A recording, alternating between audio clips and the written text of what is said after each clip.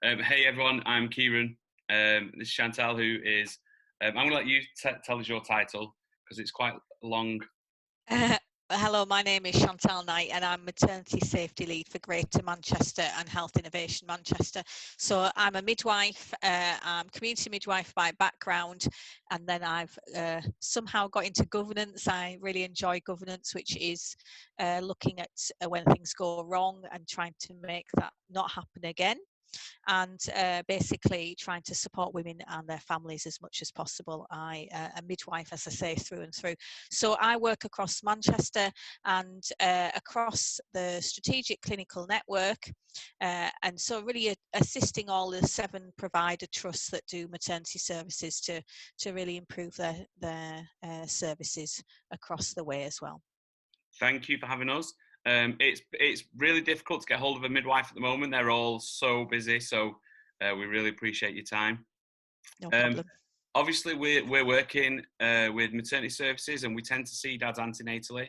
And right now, we can't see them there, but they're also not being seen by midwives because they're not attending antenatal appointments. So it's been really difficult to get information to them. So this is one of the ways that we're doing it. We've had quite a good response in terms of dads and mums asking us questions on Facebook and on our live videos. We've got some questions here, just in case nobody comments with any other questions. I'm sure some people will. I know Anushka is watching us. Anushka, hey, it's nice to see you. So one of the first questions that we've got is something somebody asked us was families can obviously choose where they have their babies. Can they change where they've chosen in light of different restrictions in hospitals, or is that something that's okay for them to do? Yes, of course. Anyone can choose to book whichever hospital of their choice, and they are free to move around in their pregnancy as they wish. Obviously, it's their choice, and they would have to travel to that hospital. So if they were booked for Stockport, but they felt that they wanted to go to Wythenshawe, that would be absolutely fine. They would just inform their community midwife they wanted to change. I think obviously it's always good to have a look around, which is quite difficult at the moment, but all the maternity units have now got virtual tours online, so you can go to each of the websites and you can view them and get a good idea what they look like and whether you feel that would suit you. I think one of the questions was about if you could change to another unit where the visiting was different. I think actually all of the units are having the same level of visiting, which is obviously very restrictive at the moment. And that is really to try and protect the women, the babies, the families, and also the staff. So I know it is really, really difficult at the moment, but hopefully women are not in very long, so they're not apart from their partners for very long either. So yes, in the answer to the first question, that you can actually move to whichever hospital you like. It's your choice. I think there's been some. I suppose it's rumours online where people say one hospital's letting visitors in and one hospital's saying that they can't do. But I think the restrictions are pretty similar everywhere that we've spoken to. Yes, they are. Yeah. Yeah. So it's the same. They have the same feeling about it all. At the absolutely minimum visiting, partners only, and obviously keeping them really just to the admission when they're in labour, and then as soon as they've delivered, very quickly they could go home with their partners. Or if they do have to stop in, the partner is allowed to come back and visit, but obviously restrictive times. They're really kept to very restrictive times.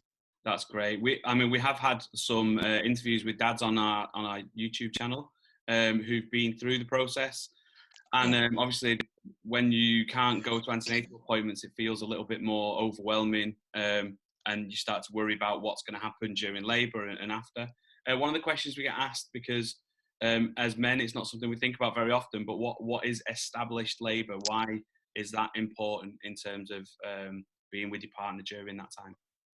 Absolutely. So established labour is, so they actually class it as 4 centimetres dilated with regular contractions. So a lot of ladies can think that they might be in labour, they might have irregular contractions and they're not actually dilating at all. And that's early labour and not established labour. So established labour, you have to have the 2 things. You have to have dilatation of the cervix and you need to have regular contractions. So regular pains, and you need to have been assessed by a midwife who says you are in labour. that's the difference. And is that assessment happening over the phone more than it would do you think now? I think sometimes it's fairly obvious if you've got a lady who is having contractions 5 in 10 minutes, and we get used to knowing when a woman is in advanced labour. That's very easy, but it's the earlier stages of labour which really need diagnosing face to face. So in those circumstances, the woman would go into the triage, the labour ward triage, where they would be assessed, and the partner would be able to go with them, so that would be absolutely fine. And then they would make a decision whether that lady was in established labour. If she wasn't, they would say that she could go home and wait till it does get going. And if they are in established labour, they would then go into labour ward, and the partner again can stay with them. Okay, we've had a couple of times, a couple of dads that have said they've been with the partners thinking they were in established labour and they weren't, but the partners have been transferred to somewhere else in the hospital to wait, and partners have waited on the car park to get the phone call, and then they've been able to go into the delivery room. I suppose that might be around waiting for the rooms to be available or to be prepped, or... It could be a capacity issue. If there's nowhere to keep that lady, you can't, obviously you need to keep her in, but you obviously have an issue with trying to keep them safe as well, and not have too many people in the hospital. So I suppose there could be circumstances where they could be waiting for a room available, and the only other place to put them is in a room with other women, and that's not really appropriate to then put the partners in there as well. So could be a reason. That could be a reason. Yeah, that's totally understandable. I think the bottom line is to make sure you talk to your midwives. Absolutely. They're waiting for you to phone them, I suppose. They're absolutely waiting, and they want to know if the woman is having any pains. They want to know if she's not got any movements for the baby. So there's lots of things. If they're not happy at all, and the husband's aware of that, the partner, really, we encourage women to ring up and say that they have concerns. We want to see those ladies, definitely. That's exactly what we're trying to get across, I think. And no question is a silly question. A lot of people will say to me, oh, this is a silly question. No, definitely not. I've never been asked a silly question in all my 30 years as a midwife.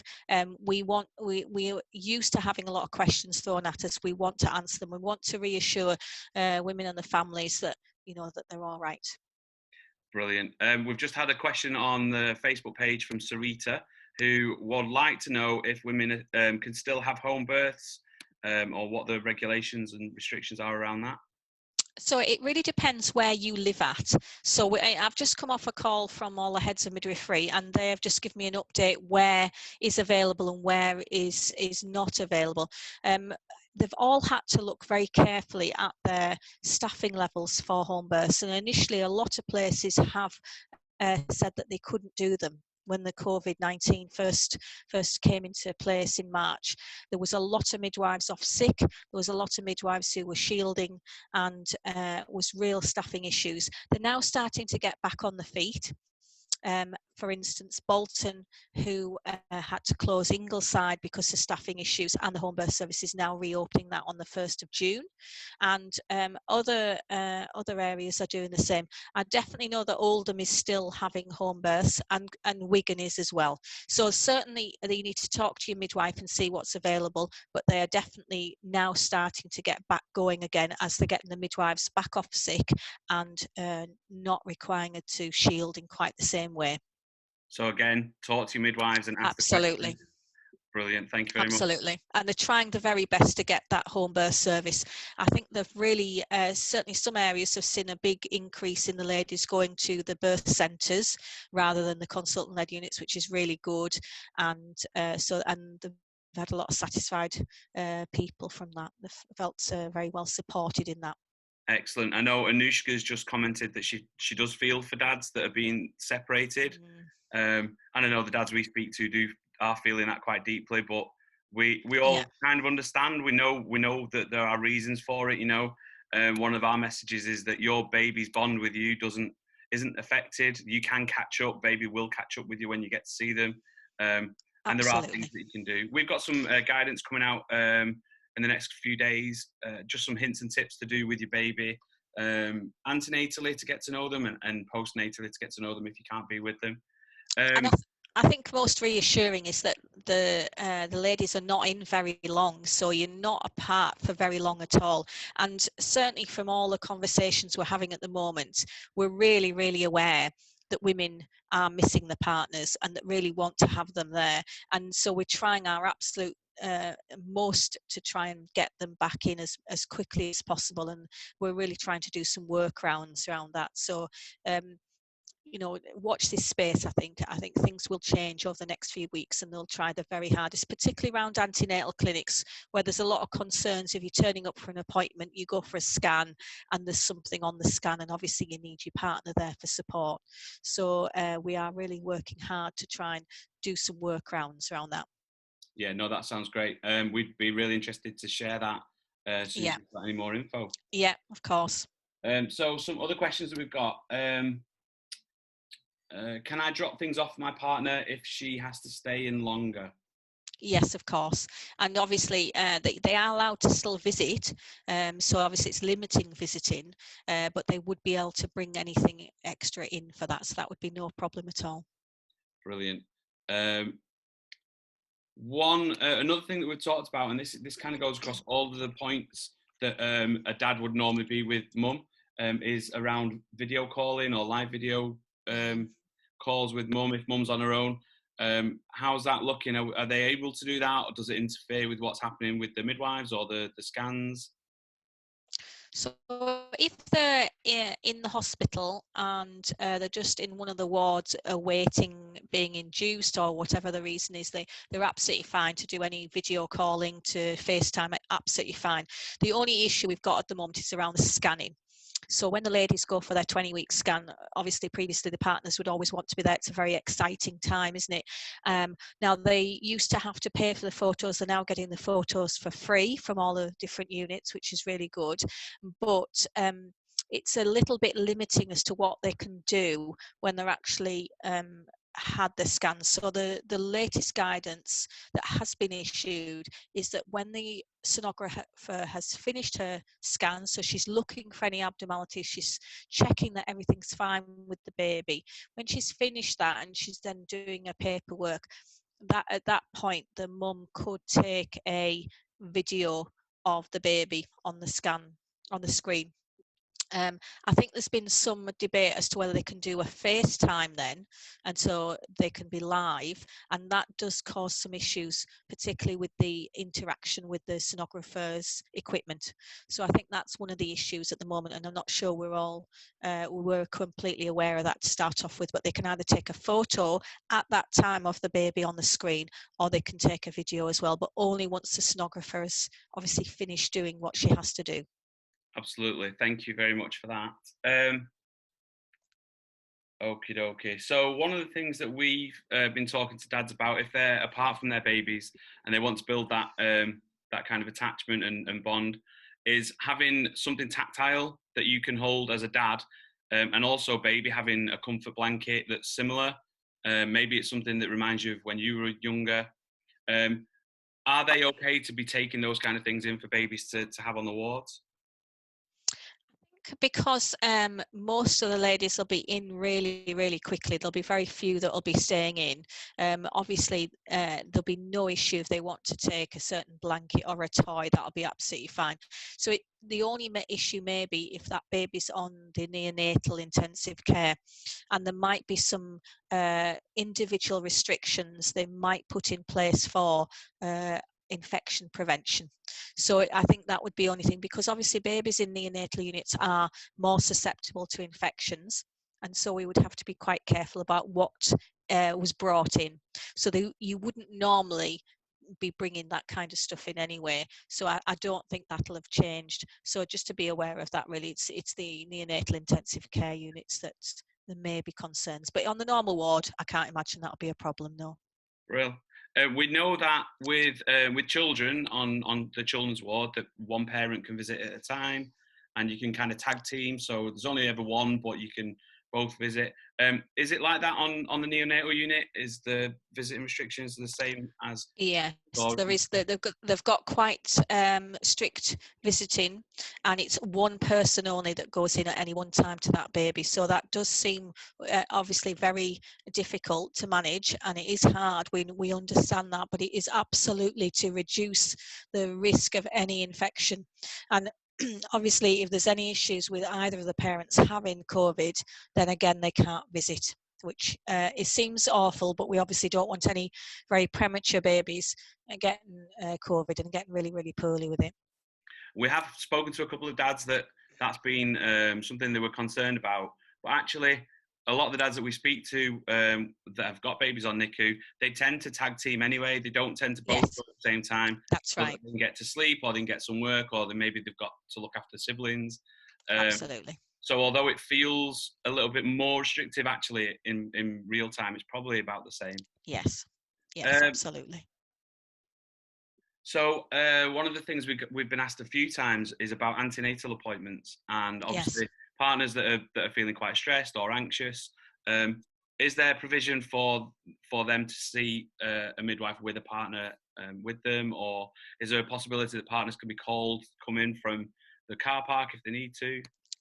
Absolutely. So if there's any really important information that they feel that the woman needs support and their partner needs to listen to that face to face, they would do that, of course. And we've been talking again about that, the importance. I think they're realizing that the precautions are put in place. I mean, remembering that we had to really very quickly ramp it all down, in a very short spell. So they're now thinking, well, possibly we can release that slightly. And I think they're thinking as well that certain groups who are more vulnerable obviously need that support much more in the antenatal period.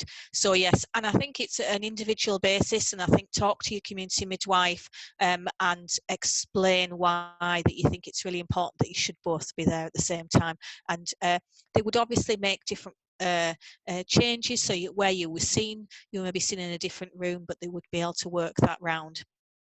That sounds great. I think everything that we've talked about is pretty much what dads expect it to be, but there's always that worry about the unknown, and obviously those rumours that you get online of different things that are happening. I'm just going to check the comments again. I think we probably, or you might hear that now. Right. So that was weird. I'm not going to do it. Right. So we've got hello from Darren. Darren. Hi, Darren. And we've also had Infinity Initiatives from Ashton saying hello and thank you. And Vicky Reedy, who runs Just for Dad St. Chad's in Stockport, saying hello. And then we've got Anushka and a few others. We've had quite a few watching. This is good. We've no other questions there, and we've been through the ones that I wanted to share with you. Is there anything coming up, do you think, that might change drastically, or is this going to last for a while, do you think? So I think we have to, particularly a lot of people are asking the difference this week compared to last week, and actually for maternity services there's very little difference at all. So not to expect any difference in the requirements and the visiting from last week as to this week. We haven't released any longer visiting, we haven't changed anything like that, and the same will be for the community midwifery visits and the clinic visits. So just expect the same. So a lot of people are asking, oh, what's changed? Nothing has changed at the moment in the different trusts. So just to be aware of that, I think, for good or for bad, over the next, I think personally, the next 6 months. So I think whoever is pregnant now should expect this as the norm. And it does not mean that it's a poorer service, it just means it's a different service. And we've had quite a lot of feedback that actually the women are quite enjoying the virtual appointments. We have a lot coming up. There's something called Attend Anywhere, and this is a new platform that NHS England have launched, just like we're doing on Zoom, but it's a secure platform where they can have an antenatal appointment virtually like this. And all the trusts, I've been helping them all get blood pressure monitors, so the women are going to be issued with those, so they'll have those at home. So they'll do the blood pressure in front of the screen with the midwife watching. They'll probably have to dipstick the urine as well and show her that. So it is just like an antenatal appointment that, like, as we are talking now, that they will be able to do. So, and that's without the inconvenience of having to go to the hospital to find a car park, etc., and manage the children. So I think there's a lot of positives we have to take from it as well.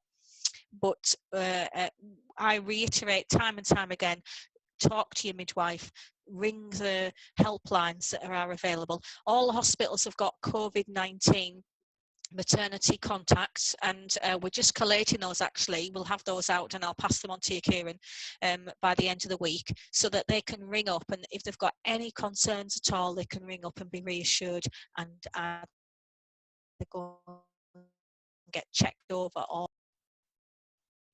you just dropped out then, but I know that you were saying there are COVID-19 specific phone numbers for each hospital. You're going to let us have them, and we can share them so that you can use them to phone up. That's right. That sounds great. That's right. So each hospital has its own COVID helpline for maternity patients, and we'll be issuing those as a list so that they don't have to go on each website, and they'll have those, and I'll send that to you, Kieran. That would be excellent. I think that's everything for today. Thank you, Chantal. Well, maybe we'll get you back in a few weeks and see if anything has changed. Take care of yourself and stay safe. Thank you. Thank you. All the best. Thank you very much. We'll speak to you all soon. Thanks. Take care. Bye.